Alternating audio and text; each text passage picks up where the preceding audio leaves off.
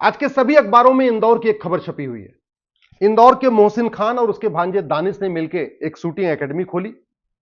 कोई कागज नहीं था, वो शूटिंग एकेडमी खोलने लायक नहीं थे, उनके पास क्वालिफिकेशन नहीं थी। इसके बावजूद उन्होंने पैसा दिया, फर्जी कागज बनवाया, शूटिंग एकेडमी खोल लिया। और शूटिंग एकेडमी में ज्यादातर वो लड़के और लड़कियों को शूटिंग की ट्रेनिंग देने लग गए।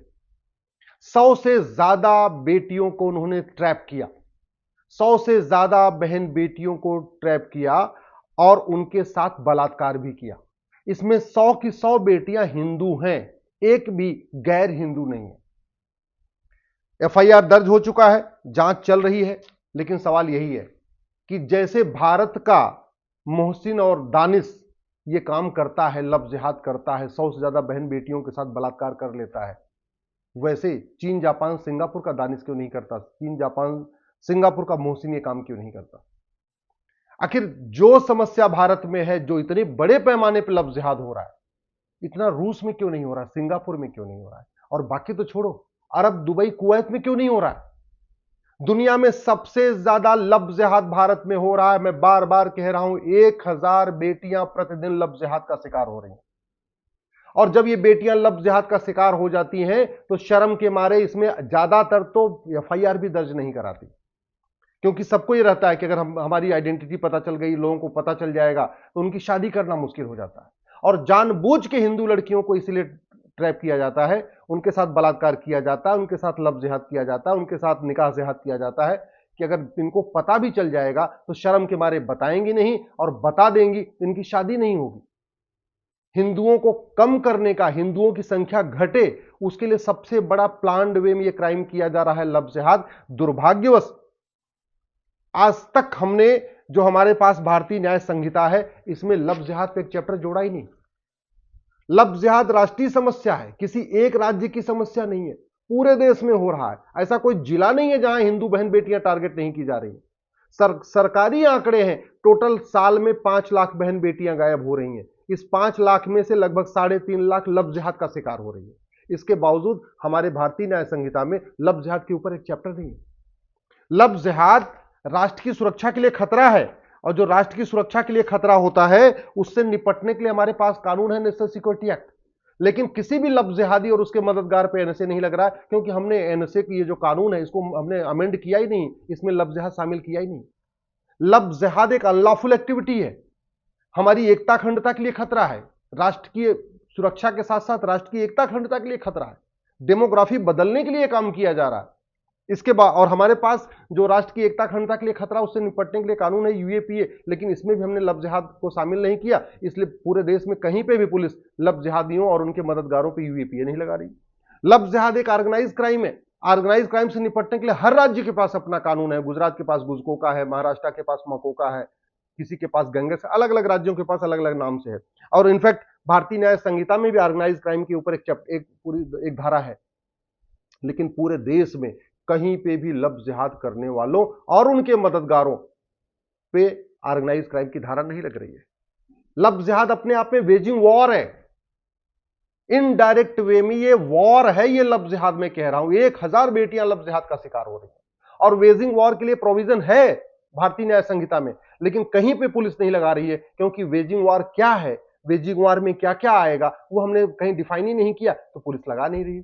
और पुलिस लगा भी देगी, कल को कोर्ट में जाएगा, कोर्ट उसको हटा देगी, कोर्ट कहेगी नहीं ये तो लगता ही नहीं, क्योंकि हमने कानून बना दिया है घटिया।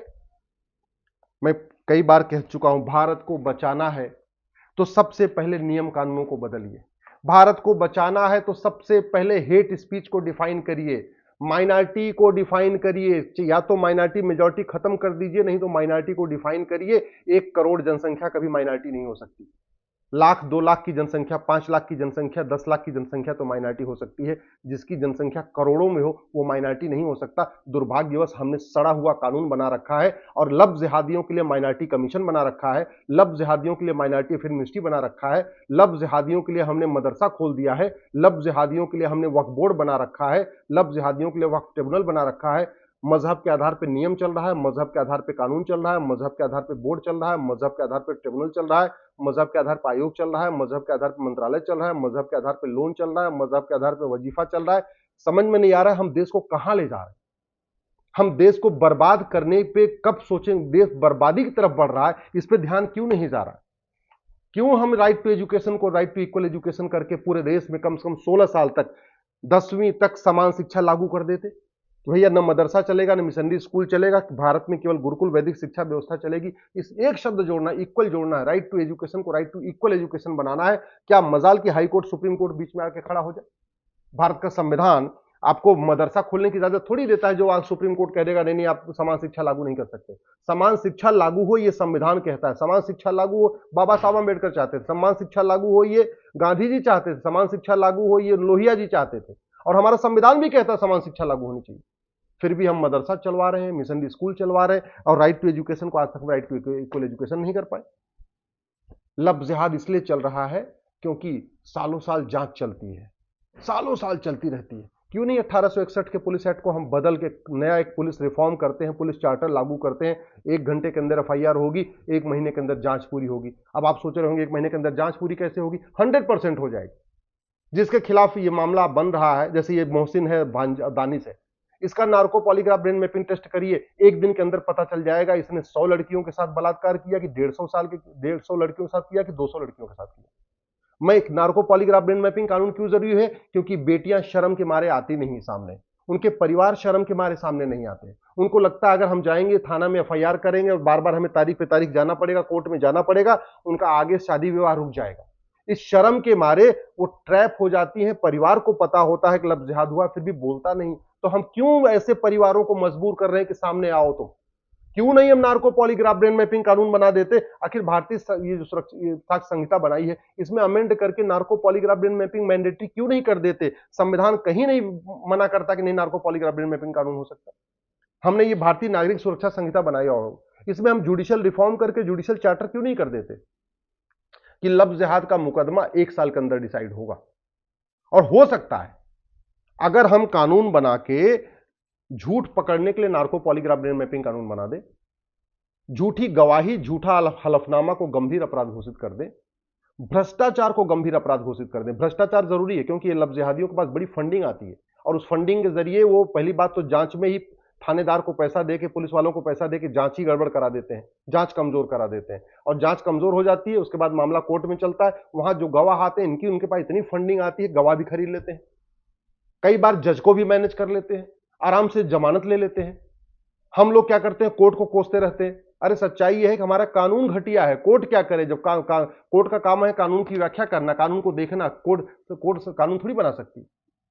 ये जो सिटीजनशिप एक्ट बना हुआ है, हम क्यों नहीं एक सिटीजन चार्टर लागू कर देते कि जो लब जिहाद करेगा, जो लब जिहादियों की मदद करेगा, उसकी नागरिकता खत्म हो जाएगी। जिस दिन हमने लब जिहाद करने वालों और उनके मददगारों की 100% संपत्ति जब्त करने, उनकी नागरिकता खत्म करने, उनको आजीवन कारावास, फांसी देने के लिए कानून बना दिया ना, मैं गारंटी के साथ कहता हूं लब जिहाद रुक जाएगा। और नहीं ऐसे सोशल मीडिया में शेयर करते रहेंगे, रोज खबरें बनती रहेंगी, यहाँ पे यहाँ चलता रहेगा, एफआईआर होती रहेगी, जांच होती रहेगी, सब कुछ होता रहेगा, लब जिहाद रुकेगा नहीं। और ध्यान रखिएगा, 1000 बेटियां लब जिहाद का शिकार हो रही हैं। लब जिहाद की तकलीफ तो वो पिता जानता है जिसकी बेटी ट्रैप हो गई है, वो भाई जानता है जिसकी बेटी लब जिहाद का शिकार हो रही है, जिसकी वो मां जानती है कि उसको कितनी तकलीफ है जिसकी बेटी लब जिहाद में ट्रैप हो गई है। बड़ी बड़ी बातें करने से लब जिहाद नहीं रुकेगा। लब जिहाद रोकने के लिए समान शिक्षा लागू करना पड़ेगा, समान दंड संहिता लागू करना पड़ेगा, समान पुलिस संहिता लागू करना पड़ेगा, समान न्यायिक संहिता लागू करना पड़ेगा। लब जिहाद रोकने के लिए पुलिस चार्टर लागू करना पड़ेगा, एडमिनिस्ट्रेटिव चार्टर लागू करना पड़ेगा, जुडिशियल चार्टर लागू करना पड़ेगा, भ्रष्टाचार खिलाफ कठोर कानून बनाना पड़ेगा। लब जिहादियों की फंडिंग जो ड्रग का कारोबार चलता है उससे आता है, तो पहले इस कानून को बदलना पड़ेगा। जो नकली ड्रग का कारोबार चल रहा है उसको रोकना पड़ेगा, तब जाके लब जिहाद रुकेगा। लब जिहाद रोकना है तो जो ड्रग जिहाद चल रहा है, जो ड्रग का कारोबार चल रहा है, वो जो फंडिंग आ रही है ना, जो ड्रग स्मगलिंग का पैसा आता है, उसका ज्यादातर पैसा लब जिहादियों को फंडिंग में आता है, लब जिहादियों को फंडिंग होती है। तो ये कानून बदलना पड़ेगा। जब ड्रग स्मगलिंग रुकेगी तो फंडिंग रुकेगी, जब फंडिंग रुकेगी तो लब जिहाद भी रुकेगा। अगर हम लब जिहादियों की जो फंडिंग होती है हवाला के जरिए होती है, और वो हवाला कारोबार इसलिए चल रहा है कि ये कानून महा घटिया है, महा सड़ा हुआ है। लब जिहादियों को बाहर से फंडिंग आती है एफसीआरए के जरिए। 2010 में कांग्रेस ने कानून बनाया इसीलिए था। हम कांग्रेस को सुबह से शाम तक कोसते रहते हैं, नेहरू, गांधी, राजीव गांधी, फलाने ढिकाने, सबको कोसते रहते हैं, लेकिन कांग्रेस का एक कानून हम बदलते नहीं, खत्म नहीं करते उसको। फंडिंग नहीं जब बंद होगी तो लब जिहाद नहीं रुकेगा। लब जिहादियों की फंडिंग ब्लैक मनी से होती है, काले धन से होती है, और काला धन ऑलवेज जनरेट हो रहा है। ऐसा कोई जिला नहीं है, ऐसा कोई कारोबार नहीं है जहां काला धन जनरेट नहीं हो रहा है। और काला धन जनरेट होगा तो फंडिंग होगी, और फंडिंग होगी तो लब जिहाद चलता रहेगा। लब जिहादियों को बेनामी लेन देन से जरिए पैसा मिलता है। तो ये जब वो तब तक वो रुक तभी रुक सकता है जब ये कानून बदले। लब जिहादी लब जिहाद को रोकना है तो भ्रष्टाचार को रोकना पड़ेगा। ये थाने का जो भ्रष्टाचार है ना, ये जो तहसील का भ्रष्टाचार है, जो जिले का भ्रष्टाचार है, ये जजों के घर में नोटों की बोरियां मिलती हैं, वो रोकना पड़ेगा। और उसके लिए प्रिवेंशन ऑफ करप्शन एक्ट को बदलना पड़ेगा। लब जिहाद रोकना है तो मजहब के आधार पर बने सारे नियम कानून खत्म करना पड़ेगा, एक यूनिफॉर्म सिविल कोड लागू करना पड़ेगा। और लब जिहाद रोकना है तो जो भी व्यक्ति सजा हो जाए, ऐसे लोगों के चुनाव लड़ने, पार्टी बनाने, पार्टी पदाधिकारी बनने पे कंप्लीट बैन लगाना पड़ेगा। अल्टीमेटली सत्ता, पैसे की खातिर, वोट की खातिर लब जिहादियों की लोग मदद करते हैं। कुछ लोग पैसे के कारण लब जिहादियों की मदद करते हैं, कुछ लोग वोट के कारण लब जिहादियों की मदद करते हैं। तो जब तक ये सत्ता पैसा का खेल नहीं बंद होगा, तब तक लब जिहाद नहीं रुकेगा। और लब जिहाद नहीं रुकेगा तो याद रखिएगा, भारत बर्बाद हो जाएगा। जैसे आज पाकिस्तान में हिंदू खत्म हो गए, अफगानिस्तान में हिंदू खत्म हो गए, बांग्लादेश में हिंदू खत्म हो गए, मालदीव में हिंदू खत्म हो गए, 20 से 25 साल के बाद भारत में भी हिंदू खत्म हो जाएंगे।